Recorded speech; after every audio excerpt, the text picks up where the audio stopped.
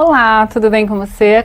Vamos continuar a estudar redação? Você tem treinado na sua casa? Não se esqueça de que o treino é essencial para que você faça uma boa redação no seu vestibular. Combinado? Mas além disso, você deve também saber resolver questões teóricas, perceber problemas que possam aparecer em textos de outras pessoas. E eu espero que não apareçam no texto que você vai fazer. Muito bem. Um desses problemas que compromete o entendimento é a ambiguidade.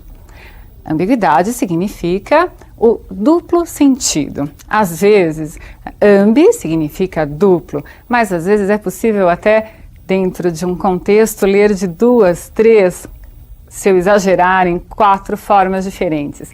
Então, vamos ver uma definição de ambiguidade, tentando aí, fazer com que você possa se direcionar para os casos ambíguos que encontrar à sua frente.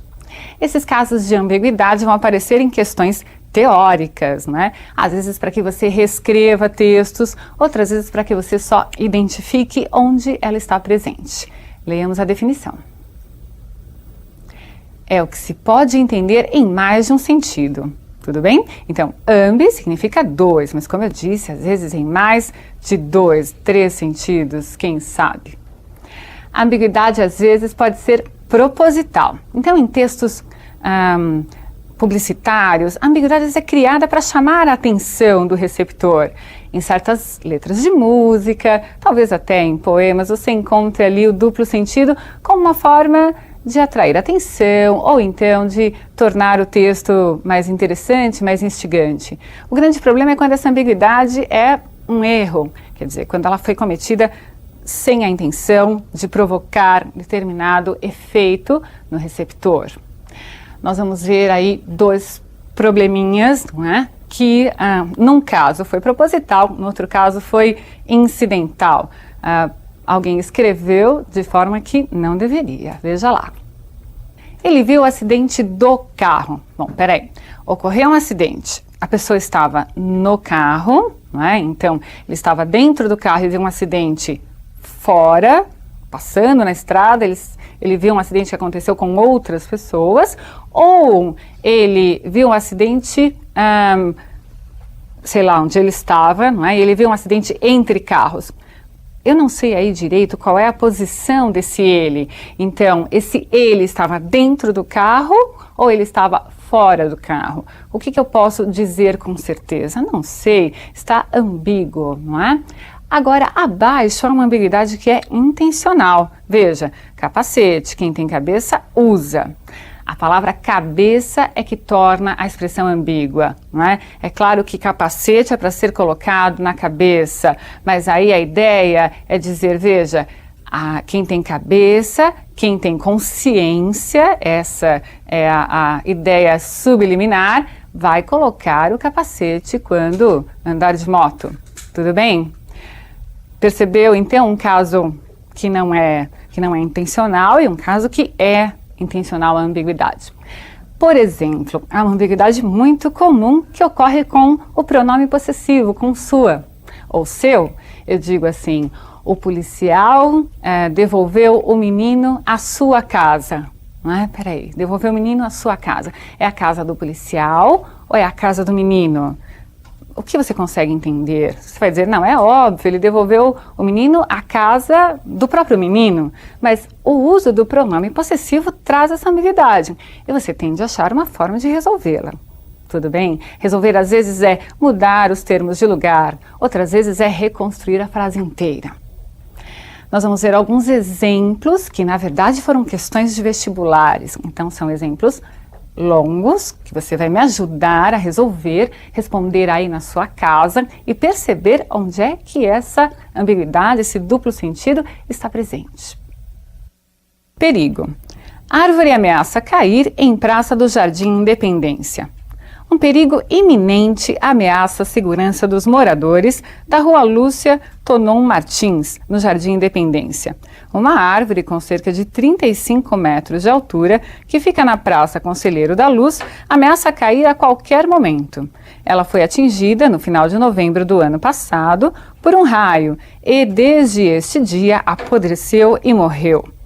A árvore de grande porte é do tipo cambuí e está muito próxima à rede de iluminação pública e das residências. O perigo são as crianças que brincam no local, diz Sérgio Marcati, presidente da Associação do Bairro. Muito bem, você leu esse texto e aí observe que as perguntas colocadas vão direto ao ponto em que há ambiguidade. Bom, o que pretendia afirmar o presidente da associação? O que ele pretendia afirmar? Ele disse, o perigo são as crianças que brincam no local. É claro que ele pretendia afirmar que a árvore pode cair sobre as crianças. Mas o que ele disse de verdade? Ele disse que elas é que são o perigo e não a árvore que pode cair sobre elas. Você conseguiu perceber esse trecho ambíguo? Você percebeu como uma expressão mal colocada pode levar a, um primeiro momento, uma dupla interpretação? Vamos lá.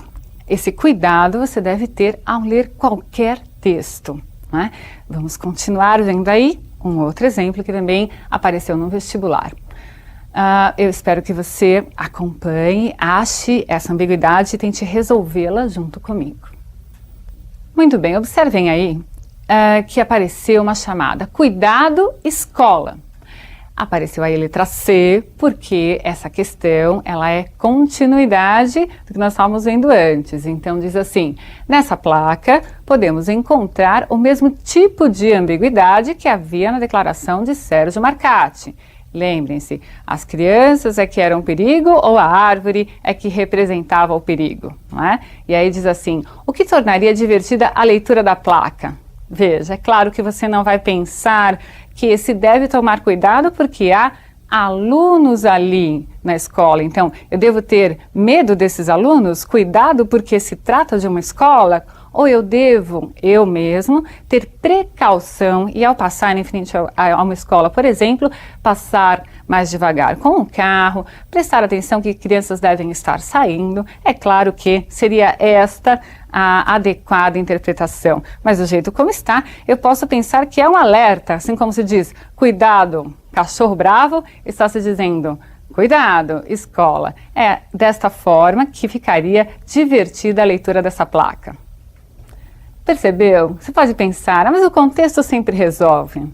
O contexto sempre resolve, mas deve haver o cuidado para que, dentro do contexto, você não cometa esses deslizes. Como eu disse, a não ser que haja a intenção de fazer o texto ambíguo, tornar ali no texto, não é? Por humor, por chamar a atenção, por querer chamar a atenção, tornar aquele trecho do texto ambíguo. Combinado? Vamos lá a mais um exemplo que também foi questão de vestibular. Você vai perceber que o texto é um pouco longo. Bom, no vestibular você terá textos longos para ler e terá pouco tempo para fazer essa leitura. Então acompanhe comigo. Textos que parecem estranhos quando são considerados isoladamente tornam-se compreensíveis num contexto apropriado. É o caso do penúltimo parágrafo do trecho a seguir. Leia comigo. O mais antigo caso de torcicolo do mundo foi diagnosticado numa múmia egípcia em Birmingham, Reino Unido. Um curador do museu local descobriu que uma múmia doada no século XIX tinha o pescoço levemente torto. Exames de raio-x, feitos no hospital da cidade de Birmingham, revelaram que o crânio da múmia estava levemente torcido para a direita. As chapas também mostraram uma possível causa para a torção. Uma ponta de seta está alojada no lado direito do pescoço, abaixo do crânio. Segundo Amis Pahor, médico do hospital, o egípcio, com cerca de 30 anos, foi alvejado a queima-roupa. O ferimento causou uma infecção e provocou um espasmo nos músculos do pescoço, o chamado torcicolo. O especialista afirmou que o homem pode ter vivido dias antes de morrer. Por causa do enrijecimento do corpo, o embalsamador foi incapaz de endireitar o pescoço ao mumificar o cadáver. Essa é uma reportagem que foi publicada na Folha de São Paulo em 96. Então vejam que é um texto informativo e há aí um trecho com ambiguidade.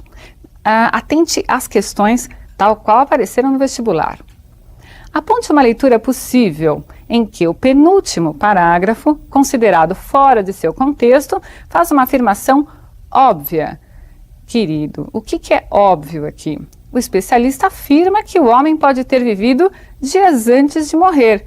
É claro, antes de morrer se vive. Então é evidente que essa afirmação ela não está bem colocada.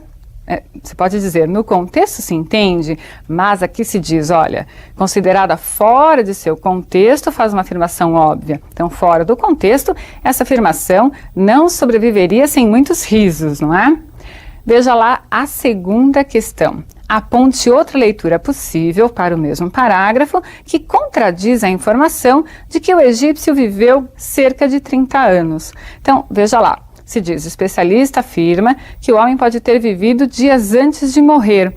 Então, se eu ler, não é, simplesmente que ele viveu dias antes de morrer, eu não posso ter certeza aqui de que ele viveu cerca de 30 anos, não é?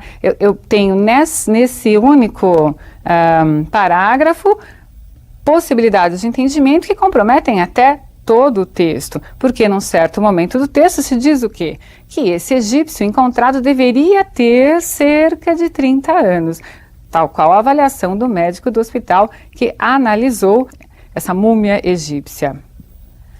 Percebeu? Então eu tenho ali um comprometimento do texto inteiro, por ter uma afirmação óbvia, se eu retirar do contexto, e posso até, mesmo lendo no contexto, acabar por comprometer o que antes foi afirmado. Tudo bem? Agora há mais uma questão ainda sobre esse texto. Leia comigo e tente fazer aí na sua casa. Reescreva o parágrafo em questão de modo a impedir as leituras indesejáveis, expressando a ideia que o especialista quis realmente transmitir. O especialista afirma que o homem pode ter sobrevivido dias com torcicolo antes de sua morte. Agora ficou claro, não é? Então, ele teve o problema, ficou com torcicolo, não conseguiu ajeitar o pescoço, morreu por causa do problema, do ferimento, e assim foi encontrado. Seu corpo enrijeceu com aquele torcicolo. Tudo bem? Ótimo. Então você deve sempre ficar atento a essas ambiguidades. Observe isso também no seu texto. Combinado? Espero você na próxima aula. Até!